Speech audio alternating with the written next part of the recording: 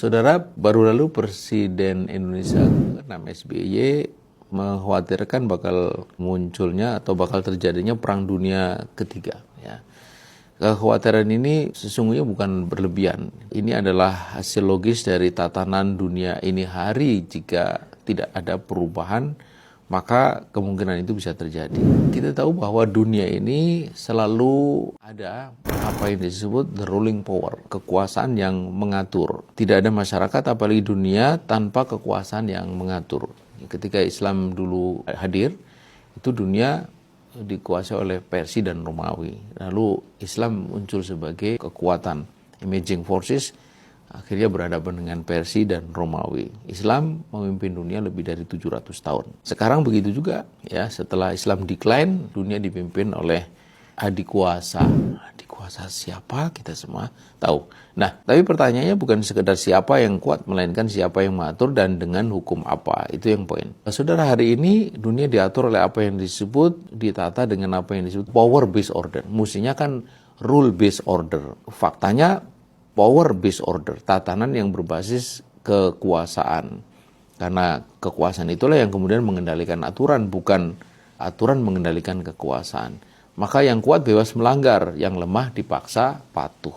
Dan inilah yang diakui sendiri oleh pemimpin Barat. Di antaranya Perdana Menteri Kanada dalam pidatonya di World Economic Forum di Davos mengatakan, "The strong do what they can, and the weak suffer what they must." Ini tentu satu ungkapan yang memprihatinkan, tapi ini faktual. Saudara, nah bagaimana dengan Islam? Sejak dari awal Islam memberikan analogi yang sangat sederhana, yang mendalam dan dalam menganalogikan kekuasaan, yaitu seperti sholat berjamaah. Dalam sholat jamaah ada imam, ia memimpin, memiliki otoritas, tetapi dia tidaklah absolut, ia terikat oleh aturan apa? Aturan sholat. Ya, jika bacaannya salah, makmumnya berhak mengingatkan. Jika ia keliru, ada mekanisme koreksi. Bahkan sholat pun bisa dibatalkan. Artinya apa?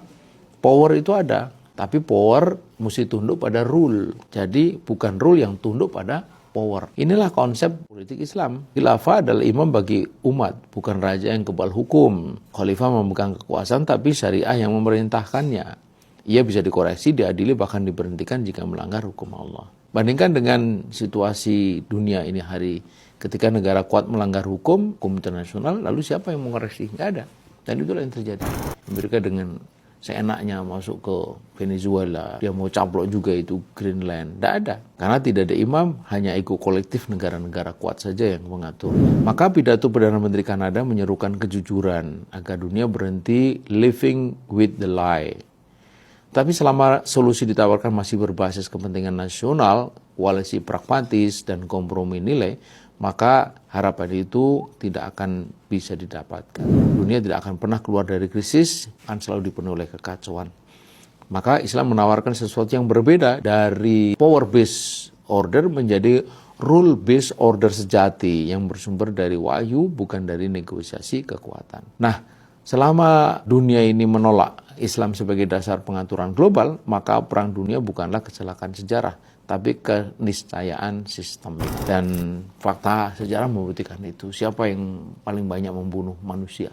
Nah, mereka. Ya. Dan Islam selama lebih dari 700 memimpin dunia, memimpin dengan kebaikan, keberkahan. Itulah rahmatan lil alamin. Begitu juga selama umat Islam masih ragu menegakkan khilafah yang akan menjadi the ruling power tadi itu, dunia akan terus dipimpin oleh kekuasaan jahiliyah.